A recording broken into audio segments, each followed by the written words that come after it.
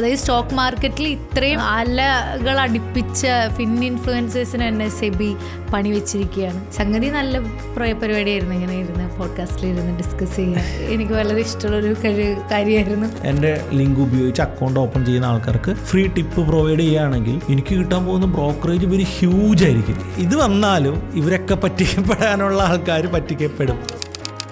നമ്മളിനി എന്ത് ചെയ്യും മല്ലയ്യ? അത് സെബിയുടെ നല്ല പുതിയ കുറച്ച് റൂൾസ് വന്നിട്ടുണ്ട്. അത് യൂട്യൂബേഴ്സിനിട്ടുള്ള എട്ടിൻ്റെ പണിയാണ്, റൈറ്റ്? ഇൻഫ്ലുവൻസേഴ്സ് അത് അതായത് സ്റ്റോക്ക് മാർക്കറ്റിൽ ഇത്രയും അലകൾ അടുപ്പിച്ച ഇൻഫ്ലുവൻസേഴ്സിന് തന്നെ സെബി പണി വെച്ചിരിക്കുകയാണ്. സംഗതി നല്ല പരിപാടിയായിരുന്നു. ഇങ്ങനെ ഇരുന്ന് പോഡ്കാസ്റ്റിൽ ഇരുന്ന് ഡിസ്കസ് ചെയ്യാൻ എനിക്ക് വളരെ ഇഷ്ടമുള്ളൊരു കാര്യമായിരുന്നു. പക്ഷെ നമുക്ക് പോഡ്കാസ്റ്റ് അല്ല നമ്മൾ നിർത്താൻ പോകുന്നത്, കുറച്ച് കാര്യങ്ങൾ നമ്മൾ പറയുമ്പോൾ ഇനി കൺട്രോൾ ചെയ്യണം എന്നുള്ളതാണ്. അതായത് ഇപ്പം നമ്മൾ ഈ ചാനൽ ട്രേഡ് ടോക്സിൻ്റെ യൂട്യൂബ് ചാനൽ നമ്മൾ സ്റ്റാർട്ട് ചെയ്യുന്നത് 2019 കൊറോണയ്ക്ക് മുമ്പ് തന്നെ നമ്മൾ സ്റ്റാർട്ട് ചെയ്യണം. അപ്പോൾ ആ സമയത്തൊക്കെ നമ്മൾ യൂട്യൂബിൽ നോക്കുകയാണെങ്കിൽ മലയാളത്തിൽ തന്നെ വളരെ കുറച്ച് യൂട്യൂബ് ചാനൽസ് മാത്രമേ ഉള്ളൂ. നിഖിലിൻ്റെ ചാനൽ, അതുപോലെ തന്നെ 1, 2, 3 ചാനൽസ് മാത്രമേ സ്റ്റോക്ക് മാർക്കറ്റിനെ കുറിച്ച് പറയുന്ന ചാനലുകൾ പോലും മലയാളത്തിലുള്ളൂ. അതിനുശേഷമാണ് ഷാരിഖ് ചാനൽ തുടങ്ങുകയും മലയാളത്തിലൊരു റെവല്യൂഷൻ ഉണ്ടാവുകയൊക്കെ ചെയ്തത്. ഇതുപോലെ തന്നെ തമിഴിലും ഇംഗ്ലീഷിലും തെലുങ്കിലും കന്നഡയിലും ഒക്കെ സംഭവിച്ചിട്ടുണ്ട്. ഈ ഒരു കൊറോണ പീരീഡിൽ വലിയ ഒരു ബൂം സ്റ്റോക്ക് മാർക്കറ്റിൽ വരികയും സ്റ്റോക്ക് മാർക്കറ്റിലോട്ട് ഒത്തിരി ആൾക്കാർ വരികയും ചെയ്തു. ഇതിന് ഫസ്റ്റും സെക്കൻഡും തേർഡും വേവുകൾ കഴിഞ്ഞ് കഴിഞ്ഞപ്പോൾ എന്താ സംഭവിച്ചത്? ഫേക്ക് ഗുരൂസ് അല്ലെങ്കിൽ ഫേക്ക് ആളുകൾ ആർക്കും സ്റ്റാർട്ട് ചെയ്യാം, ആരെയും പറ്റിക്കാം എന്നുള്ളൊരവസ്ഥ വരികയും ഇതിനെ കൺട്രോൾ ചെയ്യാൻ പറ്റാത്ത അവസ്ഥ വരികയും ചെയ്തു എന്നുള്ളപ്പോൾ ഉറപ്പാണ് ഇതിൻ്റെ റെഗുലേറ്ററി ബോർഡിന് ഇത് നിയന്ത്രിച്ചേ പറ്റുള്ളൂ എന്നുള്ളത്. കാരണം ഈ പറയുന്ന ഇൻവെസ്റ്റേഴ്സിനെ പ്രൊട്ടക്റ്റ് ചെയ്യാൻ വേണ്ടിയിട്ടാണല്ലോ സെബി ഇരിക്കുന്നത്. അപ്പോൾ കുറച്ച് നിയന്ത്രണങ്ങൾ കൊണ്ടുവന്നു എന്ന് ഇതിനെ കണ്ടാൽ മതി. ലീഗലായിട്ട് ചെയ്യണം അല്ലെങ്കിൽ നന്നായിട്ട് ചെയ്യണം എന്ന് ആഗ്രഹിക്കുന്നുണ്ട് എങ്കിൽ ലീഗലൈസ് ആകുക. ഇപ്പോൾ നമ്മളൊക്കെ ആണെങ്കിൽ ഓൾറെഡി NIS ആയിട്ടുണ്ട്. ഇനി നമ്മൾ അടുത്ത സെബി രജിസ്ട്രേഷൻ പ്രോസസ്സിലോട്ട് പോവുക, അത് കംപ്ലീറ്റ് ചെയ്യുക. നമ്മൾ നല്ല രീതിയിലാണ് കാര്യങ്ങൾ ചെയ്യുന്നതെങ്കിൽ ഉറപ്പാണ് നമുക്കുള്ള സ്പേസ് ഇവിടെ ഉണ്ടാകും. അതിനെ അങ്ങനെ തന്നെ കണ്ടാൽ മതി. ഇതിനെ നല്ലതായിട്ട് മാത്രം കാണുക. ഈ YouTube live trades, free tips on YouTube, ഇങ്ങനത്തെ കുറേ വീഡിയോസ് ചെയ്യുന്ന ടൈപ്പ് ഓഫ് ഒത്തിരി ചാനൽസ് ഇതിന് മലയാളത്തിൽ പോലും ഇല്ലേ. അപ്പോൾ അവരൊക്കെ ഇനി അത് ചെയ്യാൻ പറ്റാത്ത അവസ്ഥയിലോട്ട് പോകുമ്പോൾ പല ആളുകളും ഇതിനെയൊക്കെ ഡിപ്പെൻഡ് ചെയ്തിട്ടാണ് ട്രേഡ് ചെയ്യുന്നത്. അപ്പോൾ അവർക്ക് ഇത് എഫക്റ്റ് ചെയ്യുകയൊക്കെ ചെയ്യുന്നതാണ്. സെബി പറഞ്ഞിരിക്കുന്നത് ഒന്നാമത്തെ കാര്യം എന്ന് പറഞ്ഞാൽ റിയൽ ടൈം ഡാറ്റ വെച്ചിട്ട് ഇനി യൂട്യൂബിൽ വീഡിയോ ചെയ്യരുത്. പ്രത്യേകിച്ച് സ്റ്റോക്ക് ഡാറ്റകൾ റിയൽ ടൈം ഉപയോഗിക്കരുത് എന്നുള്ളതാണ്. ഇൻഡെക്സ് ഡാറ്റ യൂസ് ചെയ്യാം എന്ന് തന്നെയാണ് ഞാനിപ്പോൾ കറൻ്റ്ലി മനസ്സിലാക്കുന്നത്. ഫ്യൂച്ചർ ഡാറ്റ നമുക്ക് യൂസ് ചെയ്യാൻ പറ്റത്തില്ല. കറണ്ട് ഡാറ്റ വെച്ച് നിങ്ങൾ പഠിപ്പിക്കാൻ പാടില്ല എന്നുള്ളതാണ്. അതായത് പലരും പഠിപ്പിക്കുന്നു എന്നുള്ള പേരിൽ എന്ത് ചെയ്യാണ്, ട്രേഡാണ് പ്രൊവൈഡ് ചെയ്യുന്നത്. അപ്പോൾ ലീഗലി ഇന്ത്യയിൽ ട്രേഡ് പ്രൊവൈഡ് ചെയ്യാൻ അർഹത ആർക്കാണ്? സെബി രജിസ്റ്റേർഡ് അനലിസ്റ്റുകൾക്ക്, RA എന്ന് നമ്മൾ പറയുന്ന കാറ്റഗറി ആൾക്കാർ, അവർക്ക് ട്രേഡ് കൊടുക്കാം. ഇനി അവർക്ക് ട്രേഡ് ചെയ്യാൻ അറിയാമോ, അവർക്ക് അനാലിസിസ് ചെയ്യാൻ അറിയാമോ എന്നുള്ളത് രണ്ടാമത്തെ കേസ്. പക്ഷേ ലീഗൽ എൻറ്റിറ്റി ആകുക എന്നുള്ളതാണ് മേജർ കാര്യം. അപ്പോൾ പല ആളുകളും യൂട്യൂബിൽ എഡ്യൂക്കേഷണൽ വീഡിയോ എന്നുള്ള രീതിയിൽ ടിപ്പുകളാണ് പലപ്പോഴും പ്രൊവൈഡ് ചെയ്യുന്നത്. എനിക്ക് തോന്നുന്നു നമ്മൾ പോലും കൃത്യമായിട്ട് വീഡിയോസ് ചെയ്യുമ്പോൾ നമ്മൾ പറയാറുണ്ട്, നിങ്ങൾ ഇനിയിപ്പോൾ നമ്മൾ ദീപാവലിക്ക് കുട്ടിക്ക് വേണ്ടി ഇൻവെസ്റ്റ് ചെയ്തപ്പോൾ നമ്മുടെ കുട്ടിക്ക് വേണ്ടി ഇൻവെസ്റ്റ് ചെയ്ത സ്റ്റോക്കുകൾ എന്നുള്ള രീതിയിലാണ് ആ വീഡിയോസ്, നമ്മൾ സ്റ്റോക്ക് ബൈ ചെയ്തിട്ടാണ് നമ്മൾ ചെയ്തത്. അപ്പം ഇവിടെ അതുപോലും പറയാൻ പാടില്ല, അല്ലെങ്കിൽ ഒരു ലൈവ് പ്രൈസ് പറയാൻ പാടില്ല, സ്റ്റോക്കിനെ കുറിച്ച് സംസാരിക്കാൻ പാടില്ല എന്നുള്ളതാണ് വളരെ സ്ട്രിക്റ്റ് ആയിട്ട്. 3 മന്ത് മുമ്പുള്ള ചാർട്ട് വെച്ച് നമുക്ക് വേണമെങ്കിൽ പഠിപ്പിക്കാം. 3 മന്ത് മുമ്പുള്ളത് വെച്ച് പഠിപ്പിക്കണം. ഇപ്പം നിങ്ങളൊരു ബ്രേക്കൗട്ടാണ് പഠിപ്പിക്കുന്നതെങ്കിൽ എന്തിനത് ലൈവ് മാർക്കറ്റിൽ പഠിപ്പിക്കുന്നത്? ഇതിന് മുന്നേ വന്ന ബ്രേക്കൗട്ട്സ് വെച്ച് പഠിപ്പിക്കാം, തിയറീസ് വെച്ച് പഠിപ്പിക്കാം. അപ്പോൾ പഠിപ്പിക്കുകയാണ് നിങ്ങളുടെ ഉദ്ദേശമെങ്കിൽ സെബി കൃത്യമായിട്ട് എന്താ പറയുന്നത്, നിങ്ങൾ 3 മാസം പഴയ ഡാറ്റ വെച്ച് പഠിപ്പിച്ചോളൂ, ലൈവ് ഡാറ്റ വെച്ച് പഠിപ്പിക്കേണ്ട എന്നുള്ളതാണ്. പിന്നെ രണ്ടാമത് പറഞ്ഞിരിക്കുന്നത് നമ്മുടെ പെർഫോമൻസ് ക്ലെയിം ചെയ്യരുത് എന്നുള്ളതാണ്. അതായത് എനിക്ക് കഴിഞ്ഞ കൊല്ലം ഇത്ര P&L ഉണ്ടായിരുന്നു, ഞാൻ ഈ സ്ട്രാറ്റജി ഉപയോഗിച്ചിട്ട് എനിക്ക് ഇത്ര ശതമാനം ജോയിൻ ചെയ്യാം എന്നുള്ള രീതിയിലുള്ള പെർഫോമൻസ് പബ്ലിഷ് ചെയ്യാൻ പാടില്ല, ക്ലെയിം ചെയ്യാൻ പാടില്ല എന്നുള്ളതാണ്. കാരണം നമ്മൾ ഓൾറെഡി ഇതിനെക്കുറിച്ച് വീഡിയോസ് ചെയ്തിട്ടുണ്ട്, ഫേക്ക് P&Lസിനെ കുറിച്ചിട്ടുള്ള ക്ലോൺ വെച്ച്. അപ്പോൾ നമ്മൾ വളരെ ഡീറ്റെയിൽ ആയിട്ട് ഇത് പറഞ്ഞിട്ടുണ്ട്. അപ്പോൾ ഇത് ഉപയോഗിച്ചുകൊണ്ട് പലരെയും പറ്റിക്കുന്നുണ്ട് എന്നുള്ളത് ശരിക്കും അവരുടെ മേജർ ഉദ്ദേശം എന്ന് പറയുന്നത് ഈ പറഞ്ഞ ഫേക്ക് ആയിട്ടുള്ള കാര്യങ്ങളെ നിയന്ത്രിക്കുക എന്നുള്ളതാണ്. പക്ഷെ അതിൽ എല്ലാവർക്കും അത് ബാധകമായി. ഇപ്പോൾ ഒന്ന് ആലോചിച്ച് നോക്കൂ, ഇപ്പം ഞാനൊരു ഇൻഫ്ലുവൻസറാണ്. എൻ്റെ യൂട്യൂബ് ചാനലിൻ്റെ താഴത്ത് എൻ്റെ റെഫറൽ ലിങ്ക് അവിടെയുണ്ട്. അത് ഉപയോഗിച്ച് ആർക്ക് വേണമെങ്കിലും ഡിമാറ്റ് അക്കൗണ്ട് ഓപ്പൺ ചെയ്യാം. ഞാൻ നെക്സ്റ്റ് ഡേ മുതൽ ടെലിഗ്രാമിൽ ട്രേഡിംഗ് ടിപ്പ് പ്രൊവൈഡ് ചെയ്യാണ്, ഫ്രീ ആയിട്ട് പ്രൊവൈഡ് ചെയ്യുകയാണ്. എൻ്റെ ലിങ്ക് ഉപയോഗിച്ച് അക്കൗണ്ട് ഓപ്പൺ ചെയ്യുന്ന ആൾക്കാർക്ക് ഫ്രീ ടിപ്പ് പ്രൊവൈഡ് ചെയ്യുകയാണെങ്കിൽ എനിക്ക് കിട്ടാൻ പോകുന്ന ബ്രോക്കറേജ് വെരി ഹ്യൂജ് ആയിരിക്കും. ഇങ്ങനെ മാത്രം വർക്ക് ചെയ്യുന്ന ഒത്തിരി ഇൻഫ്ലുവൻസേഴ്സ് ഉണ്ട്. ഇവർ ടിപ്പ് കൊടുക്കുന്നത് അനാലിസിസ് ചെയ്തിട്ടൊന്നുമല്ല. രാവിലെ കോള് മേടിച്ചോ, ഉച്ചയ്ക്ക് പുട്ട് മേടിച്ചു എന്ന് പറഞ്ഞിട്ട് അങ്ങോട്ട് മെസ്സേജ് ഇടാണ്. അല്ലെങ്കിൽ ആ മെസ്സേജ് ഇടാൻ വേണ്ടി ഒരാളെ വെച്ചിരിക്കുകയാണ്. എന്തിനു വേണ്ടിയിട്ടാണ്? മാക്സിമം ബ്രോക്കറേജ് ജനറേറ്റ് ചെയ്യുക എന്നുള്ളതാണ്. പല ഇൻഫ്ലുവൻസേഴ്സും എന്താണ് ചെയ്തുകൊണ്ടിരുന്നത്? നമ്മുടെ യൂട്യൂബിൻ്റെ താഴത്ത് നമുക്ക് റെഫറൽ ലിങ്ക് ഇടാം. ഈ റെഫറൽ ലിങ്ക് ഇട്ടുകൊണ്ട് അക്കൗണ്ട് ഓപ്പൺ ചെയ്യിപ്പിക്കുക. അതിനുശേഷം ടെലിഗ്രാം ഗ്രൂപ്പിൽ ജോയിൻ ചെയ്യിപ്പിച്ച് ടെലിഗ്രാം ഗ്രൂപ്പിൽ ടിപ്പ് കൊടുക്കുക. ഇതാണ് പല ഇൻഫ്ലുവൻസേഴ്സും ചെയ്യുന്നത്. എന്താ ഗുണം? ഈ വരുന്ന ആളുകൾ മൊത്തം ചറവറ ഇവരുടെ മെസ്സേജും കണ്ട് ട്രേഡ് ചെയ്ത് ബ്രോക്കറേജ് ഇൻകം ഭയങ്കര ഹ്യൂജായിട്ട് കിട്ടും. ഞാൻ അറിയുന്ന കേരളത്തിലെ പല യൂട്യൂബ് ചാനലുകളും ഒരു 20K to 50K സബ്സ്ക്രൈബേഴ്സ് മാത്രമുള്ള ചെറിയ ചാനൽസ് പോലും ഭയങ്കരമായിരുന്ന ബ്രോക്കറേജാണ് പല ബ്രോക്കേഴ്സിൻ്റെ അതൊന്നും കിട്ടുന്നത്. ഇപ്പോൾ നമുക്കറിയാം നമ്മുടെ യൂസേഴ്സ് നമുക്ക് മന്ത്ലി തരുന്ന ബ്രോക്കറേജ് എത്രയാണെന്ന് നമുക്കറിയാം. അത് എത്ര എമൗണ്ട് ആണെന്നും നമുക്കറിയാം. ഇപ്പോൾ നമ്മൾ എത്ര വർഷമായിട്ട് ഇവിടെ നിൽക്കുന്ന ആൾക്കാരാണ്, ആ എമൗണ്ട് എത്രയാണ്. കാരണം എന്തുകൊണ്ടാണ് അത് അത്രയും കുറവാകാനുള്ള റീസൺ? നമ്മൾ ടിപ്പ് പ്രൊവൈഡ് ചെയ്യുന്നില്ല. ഇതിന് നമ്മുടെ സ്റ്റുഡൻസിന് പോലും മാർക്കറ്റ് കണ്ടീഷൻ പ്രോപ്പർ അല്ലെങ്കിൽ നമ്മൾ ലൈവ് ട്രേഡ് പ്രാക്ടീസ് സെഷൻ ഇല്ല, ഇന്ന് നമുക്ക് ഓപ്ഷൻ ട്രേഡ് ഇല്ല, ഇങ്ങനെ തന്നെയാണ് പറയാം. നമ്മൾ ട്രേഡേ പ്രൊവൈഡ് ചെയ്യുന്നില്ല എന്നുള്ളതാണ്. പക്ഷെ അങ്ങനെയല്ല പലരും എന്താ ചെയ്യുന്നത്? അവർ ട്രേഡ് പ്രൊവൈഡ് ചെയ്യുക, മാക്സിമം ആളുകളെ കൊണ്ട് ട്രേഡ് ചെയ്യിപ്പിച്ച് ഓപ്ഷൻ ബൈക്ക് ഒന്നും ട്രേഡ് പ്രൊവൈഡ് ചെയ്യുന്നില്ല എന്ന് പറയുമ്പോൾ അങ്ങനെയല്ല, ഓപ്ഷൻ ബൈക്ക് മാക്സിമം ട്രേഡ് ചെയ്യിപ്പിച്ച് ആളുകളെ മാക്സിമം ലോസ് വരുത്തുക എന്നുള്ളതാണ്. ഇതൊരു സിസ്റ്റമാറ്റിക് മെത്തേഡിൽ ചെറിയ പൈസ ഉപയോഗിച്ചുകൊണ്ട് ഒരു സിമ്പിൾ മെത്തേഡിൽ സ്റ്റിക്ക് ഓൺ ചെയ്ത് സ്കില്ല് ഡെവലപ്പ് ചെയ്യാൻ വേണ്ടി പ്രാക്ടീസ് ചെയ്യിപ്പിക്കുന്ന ഒരു മെത്തേഡൊന്നും ആരും അവലംബിക്കുന്നില്ല. എല്ലാവർക്കും ആവശ്യം എന്താണ്? എത്രയും പെട്ടെന്ന് മാക്സിമം ബ്രോക്കറേജ് എന്നുള്ളതാണ്. അപ്പോൾ ഇതൊക്കെ വളരെ മിസ്ലീഡിങ് ആയിട്ടുള്ള ഒരു സിസ്റ്റമാണ്.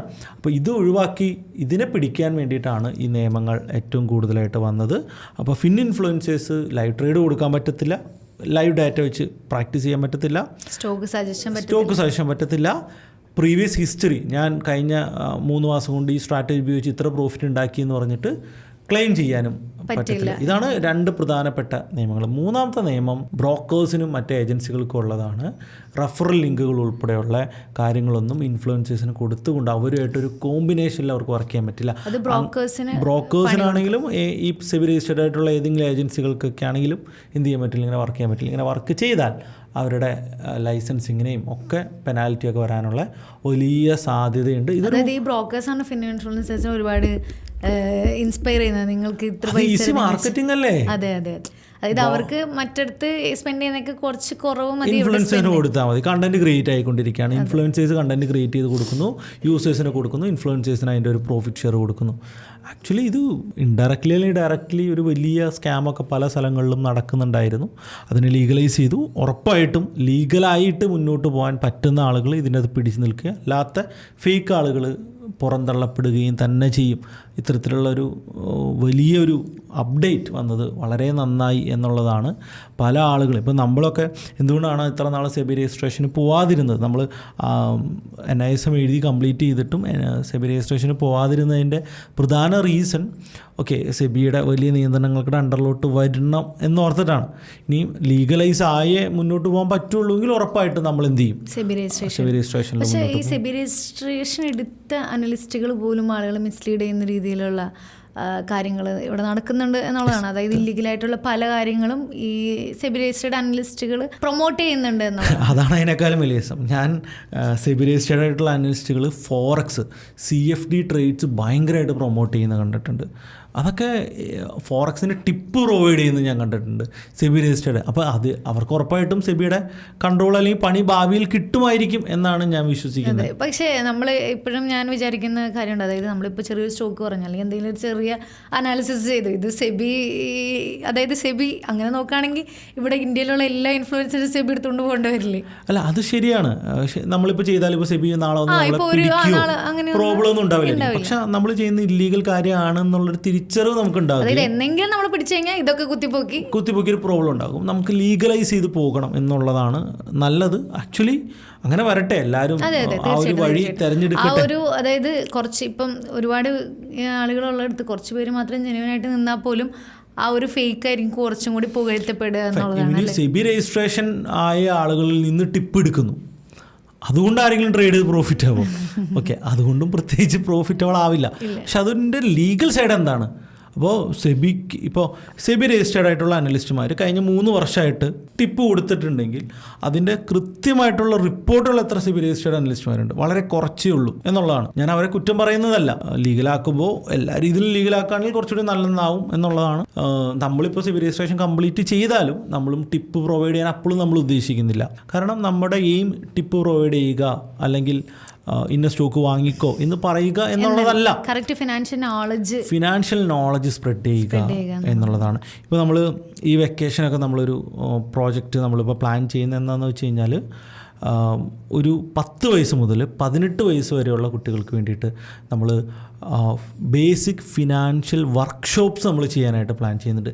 എന്താണ് മണി? തീർച്ചയായിട്ടും അതൊക്കെയാണ് കുട്ടികൾക്ക് വേണ്ടത്. അല്ല നമ്മുടെ എഡ്യൂക്കേഷൻ സിസ്റ്റം വെച്ചിട്ട് കുട്ടികൾ എന്തെങ്കിലും കാശിനാക്കാൻ പോകുന്നില്ല. അതെ, നമ്മൾ ഓഫ്ലൈൻ വർക്ക്ഷോപ്പുകൾ കേരളത്തിൻ്റെ പല സിറ്റികളിലും നമ്മൾ വളരെ ചെറിയൊരു ഫീസിൽ, വളരെ സ്മോൾ ഫീസിൽ ചെയ്യാം. എന്താണ് മണി, എങ്ങനെ മണി യൂട്ടിലൈസ് ചെയ്യണം, എങ്ങനെ മണി സേവ് ചെയ്യണം, എങ്ങനെ മണി ഗ്രോ ചെയ്യിപ്പിക്കാം, എങ്ങനെ മണി മാനേജ്മെൻറ്റ് ചെയ്യാം എന്നുള്ള വളരെ വ്യക്തമായിട്ടുള്ള സിസ്റ്റമാറ്റിക് ആയിട്ടുള്ള സയന്റിഫിക് ആയിട്ടുള്ള മെത്തേഡ്സ് പ്രാക്ടിക്കൽ വർക്ക്ഷോപ്പിലൂടെ നല്ലൊരു ഐഡിയ ആണ് ഇത്. നല്ലൊരു ഐഡിയ ആയിട്ട് നിങ്ങൾക്ക് തോന്നുന്നുണ്ട്. നിങ്ങൾക്ക് നിങ്ങളുടെ കുട്ടികളെ ഇതിലേക്ക് ചേർക്കാൻ ആഗ്രഹം ഉണ്ടെങ്കിൽ തീർച്ചയായിട്ടും കമന്റ് ചെയ്യുക. നമ്മൾ അതിന്റെ ഡേറ്റ്സ് അനൗൺസ് ചെയ്യും, സ്ഥലങ്ങൾ അനൗൺസ് ചെയ്യും. അപ്പോൾ നിങ്ങൾക്കത് യൂട്ടിലൈസ് ചെയ്യാനായിട്ട് നിങ്ങളുടെ ഒരു ഇതും കൂടി കമന്റ് ആയിട്ട് വരികയാണെങ്കിൽ നമുക്ക് കുറച്ചും കൂടി അറിയാൻ പറ്റും എത്ര പേര് ഇത് എക്സ്പെക്ട് ചെയ്യുന്നുണ്ട്. ഈ ഒരു ഫീൽഡിൽ വർക്ക് ചെയ്യുന്ന ആരെങ്കിലൊക്കെ വീഡിയോ കാണുന്നുണ്ടെങ്കിൽ ഇത് നമ്മളോട് അസോസിയേറ്റ് ചെയ്യാൻ താല്പര്യം ഉണ്ടെങ്കിലും നിങ്ങൾ അറേഞ്ച് ചെയ്യുകയാണെങ്കിൽ നമുക്ക് അവിടെ വന്ന് ആ പ്രോഗ്രാം നടത്തി കൊടുക്കാമെന്ന്. നമ്മുടെ പുതിയ ഐഡിയാസ് നമ്മൾ, അതായത് ലൈക്ക് ഈ ക്ലബ്ബുകൾ അല്ലെ, അടുത്ത തലമുറ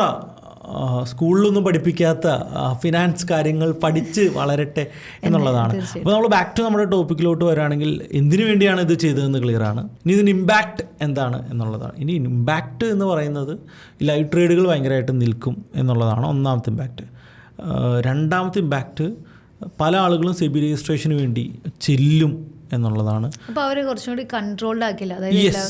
അവിടെയാണ് ഗെയിം. അതായത് നമ്മളെയൊക്കെ മോണിറ്റർ ചെയ്യാൻ ഒരാളുണ്ടെന്ന് പറയുമ്പോൾ ഓട്ടോമാറ്റിക്കലി ഇതിൻ്റെ ഇടയിലുള്ള കുറച്ച് സ്കാമുകൾ തന്നെ നിൽക്കും എന്നുള്ളതാണ് ഏറ്റവും ഇമ്പോർട്ടൻറ്റ്.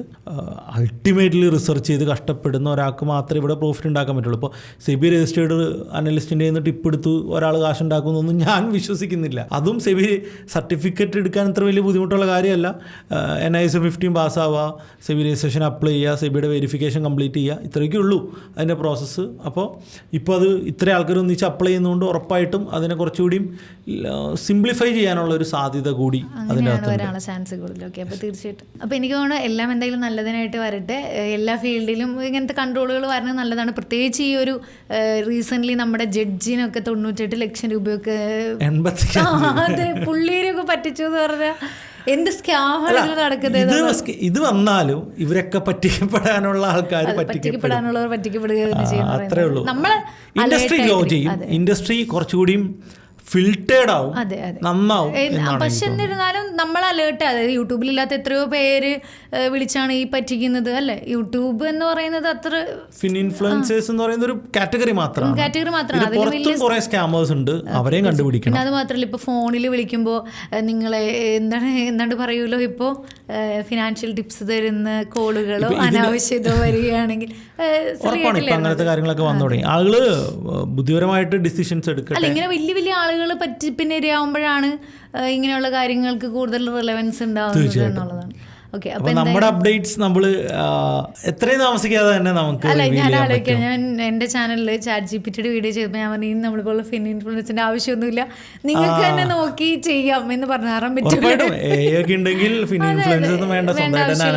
ഓൾറെഡി പറഞ്ഞിരുന്നു. പിന്നെ ഈ പറഞ്ഞാൽ നമ്മൾ അപ്ഡേറ്റ് ആയിട്ടിരിക്കുക. ഈ പറഞ്ഞ ഇങ്ങനെയുള്ള പോഡ്കാസ്റ്റുകളായിരിക്കും കൂടുതലും ആളുകൾക്ക് പ്രയോജനപ്പെടുന്നത്. സുനിൽ കറക്റ്റ് വേദിയിൽ തന്നെയാണ് ആളുകൾ എഡ്യൂക്കേറ്റ് ചെയ്യുന്നത് എന്നുള്ളത് തന്നെയാണ്. തീർച്ചയായിട്ടും നല്ല ഇൻഫർമേഷൻ കൊടുക്കുക, അത് ലീഗലായിട്ട് കൊടുക്കുക എന്നുള്ളത് തന്നെയാണ്. നമ്മൾ ആദ്യമേ ടിപ്പുകൾ പ്രൊവൈഡ് ചെയ്യാറില്ല, ഇപ്പോഴും ചെയ്യാറില്ല. എനിക്ക് തോന്നുന്നു സെബി ആദ്യത്തെ സർക്കുലർ 2 വർഷം മുമ്പ് ഒരു സർക്കുലർ വന്നപ്പോൾ തന്നെ നമ്മൾ വ്യാഴാഴ്ചകളിൽ മാത്രം ഒരു ലൈവ് ട്രേഡ് നമ്മൾ ആദ്യം പ്രൊവൈഡ് ചെയ്യാം. സെബിയുടെ സർക്കുലർ ആദ്യമേ വന്നപ്പോൾ തന്നെ 2 വർഷം മുൻപേ നമ്മൾ നമ്മുടെ ചാനലിൽ നമ്മൾ സ്റ്റോപ്പ് ചെയ്തു. അന്ന് എൻ്റെ അടുത്ത് ഒത്തിരി ആൾക്ക് സുനിൽ അത് ചെയ്യൂ, സുനിൽ കണ്ടിന്യൂ ചെയ്യൂ എന്ന് പറയും. പലരും ഇവിടെ ലൈവ് ട്രേഡ് കണ്ടിന്യൂ ചെയ്തപ്പോഴും ഞാൻ പറഞ്ഞു അത് നിയമപരമല്ല, നമുക്കത് ചെയ്യാൻ പറ്റത്തില്ല എന്ന് പറഞ്ഞിട്ട് നമ്മൾ 2 വർഷം മുമ്പേ നമ്മളത് സ്റ്റോപ്പ് ചെയ്ത ചാനൽ കൂടിയാണ്. അത്രയും ലീഗലൈസ് ചെയ്ത് മാത്രമാണ് നമ്മൾ നമ്മുടെ കാര്യങ്ങൾ പോകുന്നത്. അത് നിയമപരമായിട്ട് കാര്യങ്ങൾ മുന്നോട്ട് പോകാൻ വേണ്ടി തന്നെയാണ് നമ്മൾ പോകുന്നത്. സെബിയുടെ എല്ലാ നിർദ്ദേശങ്ങളെയും വളരെ വ്യക്തമായിട്ട് നമ്മൾ അംഗീകരിക്കും. അതിനുള്ള ഇനിയും അതിൻ്റെ അകത്തുള്ള എന്തെങ്കിലും പ്രോബ്ലംസ് നമ്മുടെ സൈഡിൽ നിന്നുണ്ടെങ്കിൽ നമ്മളത് കറക്റ്റ് ചെയ്ത് മുന്നോട്ട് പോവുകയും തന്നെ ചെയ്യും. അതാണ് ട്രേഡ് ടോക്സ്. അപ്പോൾ എന്തായാലും നല്ലൊരു ഇൻഫർമേഷൻ ആയിരുന്നു, ആളുകൾക്ക് നല്ലൊരു ക്ലാരിറ്റി കിട്ടിയെന്ന് തന്നെ വിചാരിക്കുകയാണ്. അപ്പോൾ എഗൈൻ അടുത്തൊരു പോഡ്കാസ്റ്റ് ആയിട്ട് കാണുന്നവരേക്കും ബൈ.